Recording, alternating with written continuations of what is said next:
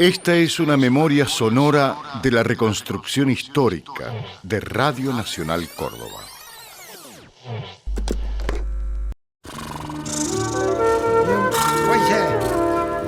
E eu boto a carga e vou para toda a terra que quero. Estamos junto a dos protagonistas de la historia de nuestra radio que a través de mucho tiempo fueron voces emblemáticas y sobre todo muy conocidas, mujeres que hicieron punta en su momento con aquel chocolate por la noticia. Estamos hablando de Cristina Wargol, estamos hablando de Gabriela Castillo, que han tenido la deferencia de visitarnos. El gusto de saludarlas. ¿Cómo están? Hola, Raúl. Hola, buenas tardes. Buenas tardes. Bueno, Cristina, si uno se pone a mirar hacia atrás, como en tu caso, y pudieras recordar cómo fue llegar con chocolate por la noticia acá a la radio, a quién se le ocurrió y cómo fue que lo armaron. Mirá, en principio yo me acuerdo, yo era amiga, muy amiga de Oreste Gaido, que en ese momento era el director de la radio. Y un día nos cruzamos, me llamó él y me dijo, che, vos que sos feminista, hacete algo para las minas. Y yo no, sí soy feminista, pero eso de hacerte algo para las minas me ha sonado y me suena muy despectivo. Yo dije, no, yo quiero hacer una cosa sobre la noticia. Entonces pensé en un periodista excelente y amigo como era Alfredo Maté, y pensé en mi mano derecha, que era muy jovencita en ese momento, y que tenía, no sé, éramos todos muy jóvenes. Y entonces pensamos en un programa de chocolate por la noticia, es decir, tomar la noticia con humor. Era los albores de la democracia, eran épocas que realmente eran políticamente muy esperanzadas y muy alegres. Y así fue, empezó, y llamé a él, yo vine con mi hija, él vino con su hija, Luchi y Maté eran las dos asistentes de programación, y largamos con una cosa que era maravillosa, que era la libertad. Por eso le decía a Gabriela, me mira, porque siempre yo quedé con la cabeza volada por la libertad, mi hija se transformó. Seguimos las dos por el mismo rumbo, yo la dibujo en la revista, ella dirige un medio también, pero ella es una persona ordenada, y yo no entiendo, cuando yo veo por protocolo de seguridad, no hay tal cosa, no se puede, ¿no? Yo me vuelvo loca, le decía, mira, ella odia la palabra saludable, y yo odio la palabra protocolo, porque no, pero son necesarios, y serán necesarios, pero para mí no, porque nunca transgredo nada. Bueno, y en tu caso, Gabriela, ¿qué significó para vos estar en ese programa, joven? ¿Eran las primeras incursiones? Sí, creo que fue la primera experiencia laboral que hice. Y el programa era una parte de todo lo que significó el desembarco, digamos, de la democracia en Radio Nacional, ¿no? Cuando nosotras llegamos, prácticamente toda la programación estaba ocupada nada más que por música clásica, por la lectura del libro de Ana María Nadal. Éramos generaciones, parecía que entre una y otra hubiese habido 500 años, ¿no? Y nosotras terminaba, así, el público no terminaba de acostumbrarse a otro sonido de la radio. Fue bastante traumático para la audiencia eso, sobre todo porque nosotros teníamos una cortina musical que era de Hermeto Pascual, que irrumpía así de un modo como si estuviese zapateando sobre la mesa, y junto con eso, en realidad, todo el pensamiento democrático que ingresa en ese momento a Radio Nacional, ¿no? Junto con nosotros entrando, bueno, todos los programas que ocuparon la programación durante la dirección de Gaido, de mucho debate, de mucha reflexión, de mucho hablar, mucha palabra, y bueno, la música como en otro lugar, y además el ingreso de la música popular, ¿no? Que, bueno, todo fue bastante traumático para la audiencia, fue bastante traumático.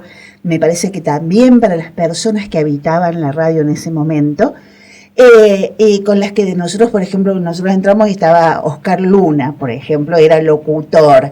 Nelly, bueno, ahora no, en este momento, por supuesto, y nuestro operador era Dávar, padre, abuelo, no sé, capaz que ya haya un nieto Dávar operando ahora en la radio.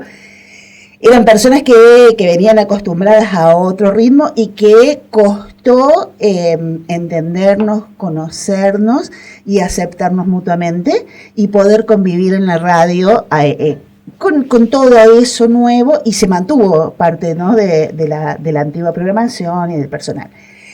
Y era efectivamente también la libertad, era un momento en el que al menos nosotras tuvimos una libertad que no habíamos tenido antes, me parece, en ningún otro medio. Posiblemente que yo casi no volví a tener hasta que no volví otra vez a Radio Nacional, años después. Todo era efectivamente la esperanza de lo que la democracia nos iba a traer, era una revolución democrática, ¿no?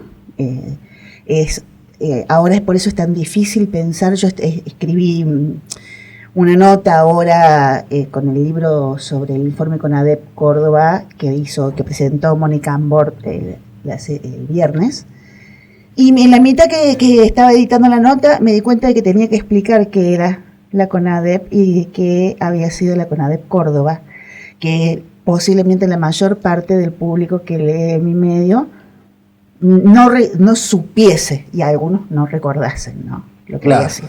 Cristina, particularmente ustedes han descrito a la perfección lo que significaba el ambiente de la radio, esta propuesta nueva que ustedes traían. ¿Había miedo también de decir cosas, de hablar, en virtud de lo que había significado una etapa muy negra, muy reciente? Mira, éramos unas inconscientes, pero unas inconscientes que ahora, cuando me acuerdo, me da miedo, porque ahora me da miedo, porque me acuerdo que en ese momento estaba funcionando la CONADEP, y nosotros todos los días pasábamos lo que había ocurrido, y muy frecuentemente las chicas recibían llamados que decían: diga, pero si sabía al aire que Gabriela era mi hija, dígale a su madre, no sabía, no, bueno. Dígale a la vieja esa, habrán dicho, qué sé yo qué decía. Ahora voy a contar una cosa a continuación al respecto. Que los próximos pañuelos blancos se los van a poner sus hijos por ella. Era una amenaza que ahora la pienso y me da miedo.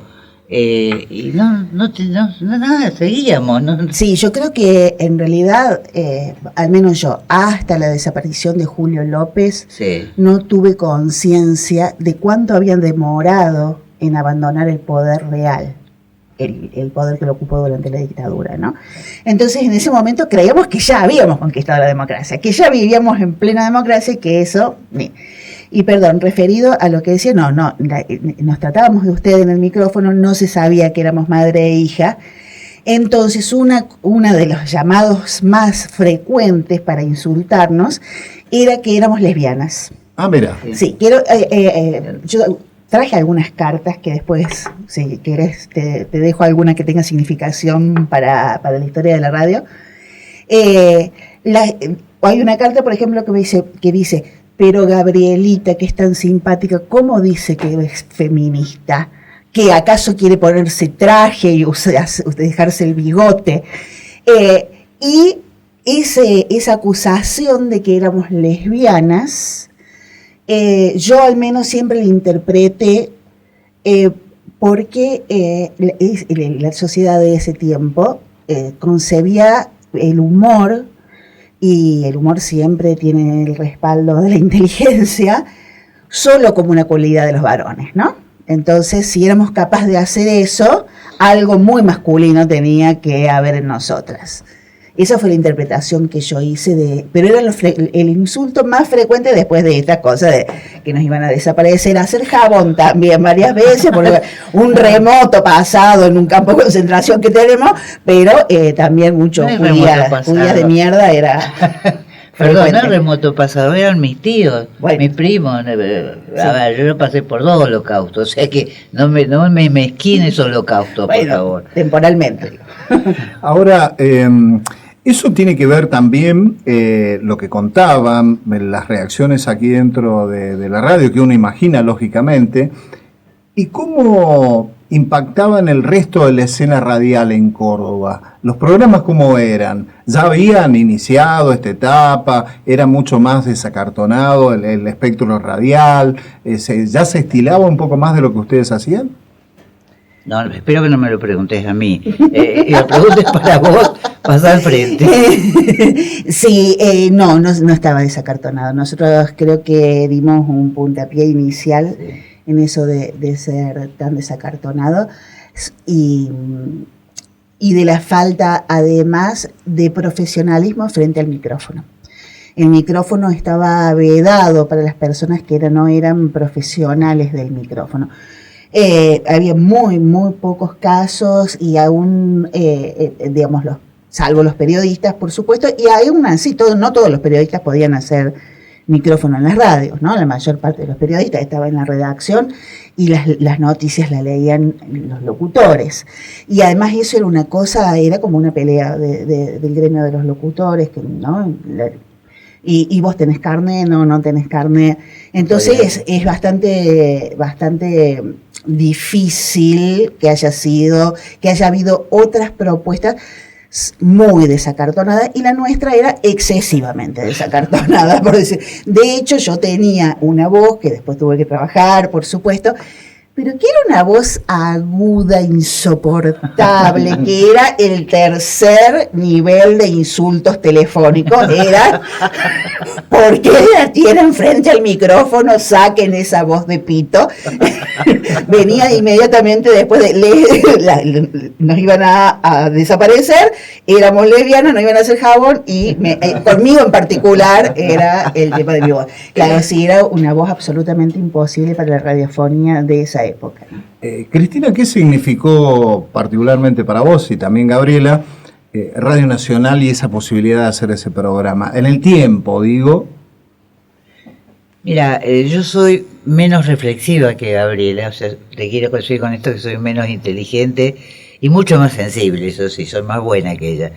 Pero te voy a describir simplemente lo que fue entrar de nuevo 40 años después. Es una cosa infernal esto, la cantidad de sensaciones que tengo y de emociones que tengo, porque significó una puerta que nunca más se cerró, que fue la entrada al periodismo. Parecía todo un chiste, pero lo que hacíamos nos llevaba mucho tiempo y mucho trabajo periodístico, aunque ni siquiera lo nombrábamos ni nos dábamos cuenta. Yo era la jefa de ella y le pagaba 2 mangos, y todo era hecho sobre la mesa del comedor. Ahí recortábamos los diarios, los recortábamos, nos leíamos todos los diarios, comparábamos todos los diarios, sacábamos todos los titulares. No había internet. No había internet, tenías que hacerlo todo a mano. Y todos los días se hacía trabajo, una formación periodística, pero que ojalá lo tuvieran los chicos ahora, que tuviesen la obligación de compararte todos los diarios y ver qué significa los títulos y qué quieren decir los títulos atrás de los títulos y a qué intereses responden. Así como es muy claro, bueno, para nosotros, para vos también, la ideología que maneja Internet, o sea, cómo se mueve Internet, los hilos ocultos que hay, que no son tan ocultos. Vos tenés una charla al lado del celular y decís, estoy queriendo un morocho de ojos verdes. Ay, qué ganas de tener un morocho de ojos verdes. Te mandan por correo un morocho, una publicidad para que compres en cómodas cuotas un morocho de ojos verdes. O yo me divierto porque todavía me atrapan, ¿viste? Esos titulares que dice un señor mordió un perro. Entonces, ¿cómo? ¿Cuándo? ¿Dónde? Y estás 4 horas con la noticia que te da vuelta y vuelta y vuelta y no te dicen ni dónde el perro ni dónde nada, porque lo que se paga es el tiempo que el lector está adentro del sitio, del lugar que vos tengas. Entonces, todo eso que no se enseñaba, esto no se podía enseñar porque no existía la internet en ese momento. Pero sin lugar a dudas, lo que estás diciendo es rigurosísimo, el ejercicio, y tiene que ver con lo que yo decía al principio del ejercicio de la reflexión, ¿no? Si algo caracterizó a la generación que entró durante la dirección de Gaido fue el ejercicio de la reflexión. Éramos personas que no, es cierto, no existía internet, no podíamos repetir como escuchamos a tantísima gente ahora, sobre todo en la televisión, ¿no? La radio es continúa siendo como un reservorio, me parece, del pensamiento de distintos tipos, obviamente, pero es infinitamente más reflexiva que la televisión. Y eso del poder comparar las noticias, de la rigurosidad, del humor, que es una forma de reflexión, que era lo que hacíamos sobre eso, se sumaba muchísimo estudio, porque además de Chocolate por la Noticia, Cristina, y junto a Erio Baudaña, hicieron un programa que se llamó 20 Notables de Córdoba. 20 Notables de Córdoba. 20 Notables de Córdoba, 20. Se llamaba con unos títulos que imagino y lo habrá elegido Claudio Fantini, ¿no? Ese título. Y eran programas donde, por ejemplo, se lo entrevistó al gobernador, se lo entrevistó a Angelos. Se entrevistó a Pagani, se entrevistó a De la Sota, o sea, hasta ahí me llega la memoria. Bueno, los 20 más notables de ese momento. Y para eso, yo estaba en el equipo de producción también ahí, el trabajo de estudio, que no se podía googlear, ¿no? Era pedir en el diario, lo que quedaba del diario Córdoba, a ver si nos prestaban en la carpeta de archivo que había ahí, y hablar para escuchar, y distintas versiones sobre ese personaje que iba, y ahí ocurrieron también momentos históricos. ¿Cómo cuáles?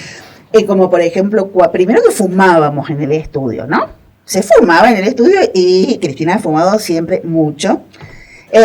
Y entonces era una nube, y esto lo cuenta muy graciosamente Juan Pagano, que también era parte del equipo de esos años. Dice que era una nube todo el estudio, una nube de humo. Y ahí entre un pucho y otro, Angelos trataba de ver algo detrás de sus anteojos. Cuando Angelos, que bueno, una de esas merecería una descripción, que lo googleen por favor, ahora que se puede, pero que era un señor muy aseñorado, mínimo para decir de él, ¿no? Entonces Cristina le dijo: y dígame, doctor, ¿usted qué piensa de la virginidad? Y entonces se le salieron los ojos a través de los anteojos de culo botella que usaba. Dijo: me está preguntando por la virginidad de la mujer. Y Cristina le dijo: ¿ah, sí? Cuénteme. Y había venido con un equipo, y habían tirado un cable abajo a la dirección, y estaba todo el equipo, no sé. Porque eso se grababa, no salía en vivo, claro. Entonces estaban escuchando el retorno abajo, claro, en dirección. Casi le dio un infarto cuando escucharon eso. Sí.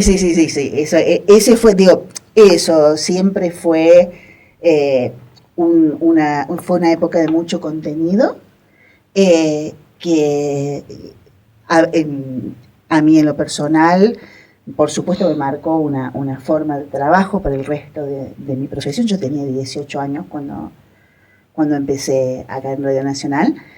O sea, hace 40 años exactamente, claro, cuando ahora en el inicio de la democracia. Y fue también, en lo personal, un aprendizaje excesivamente veloz de cómo correspondía manejarse y cómo eran las relaciones políticas, ¿no? Y todo lo que después, cuando uno crece en el periodismo, ya nada en eso, ¿no? Y bueno, no fue una gran maestra en ese punto. Yo me acuerdo que éramos tan irresponsables, pero tan irresponsables de que el periodismo maneja poder. Y si vos tenés un alto rating, tenés un alto poder, que por ejemplo, no nos dábamos cuenta. Estábamos transmitiendo y venía no me acuerdo quién era, dice, habló el doctor Angelos, que era el gobernador. Así, lo menos que te... Y dele saludos de parte nuestra. Bueno, nosotros habíamos dicho cualquier cosa, habíamos dicho. Dice, ¿podemos decir esto? Y sí, lo digamos, si total el gobernador no nos va a estar escuchando. Y el gobernador estaba escuchando, llamaba y nos hacía saber que sí, estaba escuchando. Pero no lo hacíamos pasar al aire, ¿viste? Por lo menos. No, nada, nos parecía fantástico. Y una vez nos invitaron varios. ¿Te acuerdas que fuimos a una cena? Que después me di cuenta cómo era la mano. 20 años después me di cuenta que era una mano de maneje político. Porque claro, había intereses políticos ahí, como teníamos mucha fuerza, pero no sabíamos, yo me hago responsable porque yo era la madre y la profesional experimentada. No, yo no tenía experiencia en radio, pero la libertad me parece. Claro, y vos también un día eso se midió cuando estábamos cuando pasamos porque de acá hicimos un paso a Radio Universidad. Después volvimos a Radio Nacional, mientras hacíamos juntas otro programa en LB3 que se llamaba Café Doble. Y bueno, de acá después ella ya se fue al exilio, a Buenos Aires. Pero ese paso que hicimos en universidad, había mediciones de audiencia y duplicábamos la audiencia en el momento en el que entrábamos. O sea que había encendido específico para el programa. Realmente no éramos conscientes de nada de eso. Por suerte. Y decíamos brutalidades como, bueno, también muy propias de la juventud. Claro. ¿Cuánto tiempo duró Chocolate? Desde el principio de la democracia hasta que asumió Menem. Cuando asumió Menem, nos echaron, decía Gabriela. Nos han echado de varios lados y varias veces, a veces del mismo lado, como me ha pasado a mí en esta casa. Gabriela, somos una empresa con una larga experiencia en fracaso. Claro, sí. Cuando asumió Menem, a mí me echaron de tercero, eso es mucho que te echen de una ciudad. Sí, cuando asumió Menem, LB3 era también una radio nacional en ese momento. Y nos echaron de las dos radios. Sí. Se quedaron sin trabajo. Sí. La verdad, ahí es donde finalmente ella se va a Buenos Aires y yo estuve trabajando. Vos te habías ido de casa ya. No me hagas sentir culpable porque vivías sola. Y yo me fui a trabajar con Ronnie Vargas a la televisión. Sí. Y ese nuevo cambio que hubo en Nacional, con la llegada del menemismo, con el ingreso, por ejemplo, de Julio Marvis como el director y el mandamás aquí de la radio, ¿cómo lo visualizaron ustedes? Porque después llegó incluso una buena etapa en términos de audiencia para esta radio, con la propuesta que traía, por ejemplo, Marvis, pero uno supone que ya el trato y el aire era distinto en esa época, ¿no? Con la llegada del menemismo. Estábamos. Claro, ella ya estaba en Buenos Aires y yo estaba fuera de la radio. Lo que puedo decir es, porque después yo tuve la suerte de volver durante, no sé, estuve 7 años más después, hasta que asumió Macri. Y que volvió a pasar exactamente lo mismo, volvimos a quedar afuera. No, pero ella volvió sola, yo estaba allá. Sí, claro. Y lo que hay es, cuando preguntaste recién qué pasa acá al entrar, qué fue Nacional, y para mí es el gran amor de mi vida. Entonces, en las veces en las que me ha tocado estar separada, es un dolor muy profundo. Fue un dolor profundo abandonar este espacio y sobre todo que este espacio fuese abandonado por eso que pasó, por todas esas ideas que teníamos de la libertad, la reflexión, todo lo demás, en el momento en el que asume Menem, y volvió a ser muy duro, que sucedió casi calcadito en el momento de la asunción de Macri, ¿no? ¿Cómo sería hoy Chocolate por la Noticia? ¿Sería posible? ¿Cuánto ha cambiado para que, en todo caso, tuviera que ser distinto? No, pregúntale a ella, que lo primero que le dije, negra, vamos a hacer de nuevo Chocolate. Y me dijo, no, sos muy irresponsable. No, no, a ver, yo me siento, hay un problema conmigo muy serio, porque mi cuerpo cumple años, pero yo no termino de cumplir años. Entonces para mí todo se puede volver a hacer, se puede emprender. Ahora acabo de largar el tema de la revista, todo lo demás.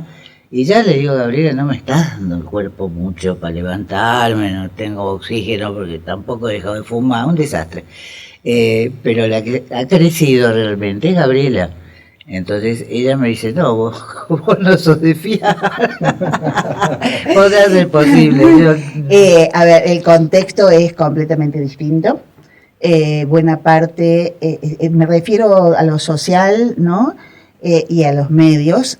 Buena parte del éxito que tuvimos, y no digo solo esa duplicación de audiencia, sino esas carpetas y carpetas que todavía guardo. Y no tenés, a mí, cartas. no te llegan cartas, a mí me llegan comentarios de lectores de Alemania, por ejemplo. Que todavía dicen alguna vez, sí, eso que la gente se tomase, y todos los días llegábamos y nos encontrábamos pilas de cartas de gente que se había tomado el trabajo de escribir en papel y ir al correo y mandar, o de traer personalmente. A ese éxito me refiero. Estaba directamente asociado a que estábamos abriendo un camino. Estábamos abriendo ese camino democrático, estábamos abriendo ese camino de la reflexión, en algún sentido también de la comunicación comunitaria. Es un poco, no corresponde porque es como son de palabras de siglos distintos, ¿no?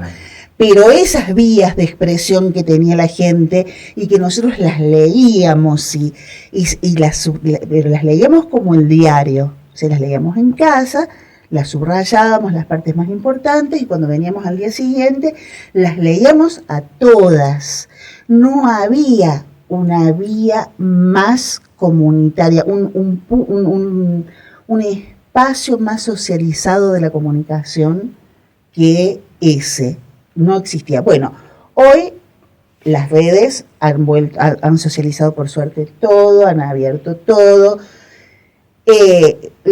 Nuestro atrevimiento hoy, somos unas viejas de mierda, pero una cosa tremenda, y a cada rato estamos tratando de corregirnos mutuamente en eso de decir, oh mamá, no, ese chiste atrasa 20 años. ¿No? Entonces, ni el contexto comunicacional, ni el contexto social permitirían una revisión. Ya es como tratar de escuchar una canción romántica, ni siquiera esas canciones que permanecen en la historia, ¿no? que se consagran como clásicos. Una canción de Nicola Di Bari de las que ya nadie recuerda, digamos. Y por otro lado, sí, lamento darte esa noticia. Y bueno, por supuesto, ¿no? Caminos profesionales y personales completamente diferentes. Les voy a pedir, para finalizar esta hermosa entrevista que ustedes nos están dando, que traten de recordar, así como recién se acordaron al paso, aquello con Angelos, y otras cosas que recordaron, ¿alguna anécdota de ese programa que en este momento le venga a la memoria, que merezca ser rescatada y que de alguna manera, también pinte de cuerpo entero lo que significaba esa época? Porque realmente es un placer escuchar cómo se puede revisar el pasado y darle su justa valoración. Así que la primera que se acuerda de una anécdota, la escuchamos. Por la mitad. Voy a reservar el nombre del político porque no quiero, porque terminamos amigos y se acabó.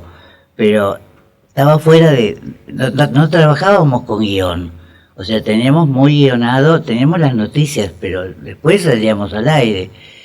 Y yo voy, lo nombro y esta salvaje me contesta con un jingle que tenía en ese momento. La municipalidad. sí, la municipalidad que decía, a la basura, con la basura, tengamos nuestra. Sí. ¡Ay! Dije yo, no, por favor, yo no lo quería, en ese momento no éramos amigos. Pero no se decía eso a esa persona, la basura con la basura, tengamos limpia nuestra ciudad. Ahí me pusiste el pelo de punta realmente. Yo recuerdo a los oyentes, y eso es una cosa curiosa. Había oyentes, por supuesto, que nos escribían todos los días. Había un oyente firmado como Ricardo III, que nos escribía todos los días. Y había una oyente que sigue siendo oyente de la radio, que se llama Guillermina Ticera, que con la misma frecuencia con la que ahora habla a los programas de Radio Nacional, nos hablábamos cuando éramos parte de esta casa. Y otra anécdota muy graciosa fue cuando en un momento nos nombraron padrinos de la fiesta del chocolate alpino, la primera fiesta del chocolate alpino que se hacía en Villa General Belgrano. Entonces fuimos y era ese salón inmenso, había miles de personas. Dijeron, bueno, alguien que suba.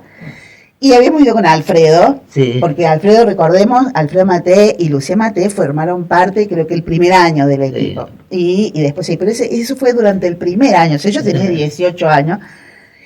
Alguien que suba, y entonces estos seres antiguos y crueles dijeron que suba Gabriel.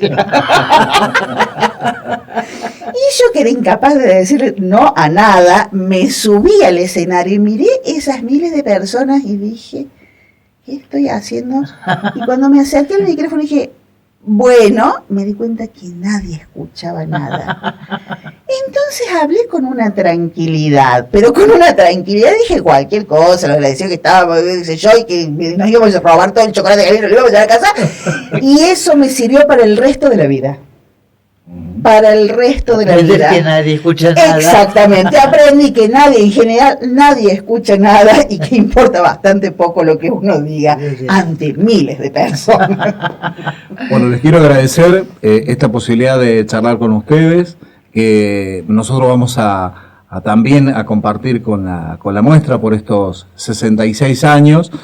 Y es un testimonio invalorable para nosotros, así que muchas gracias. Gracias, Raúl, y gracias a esta casa siempre.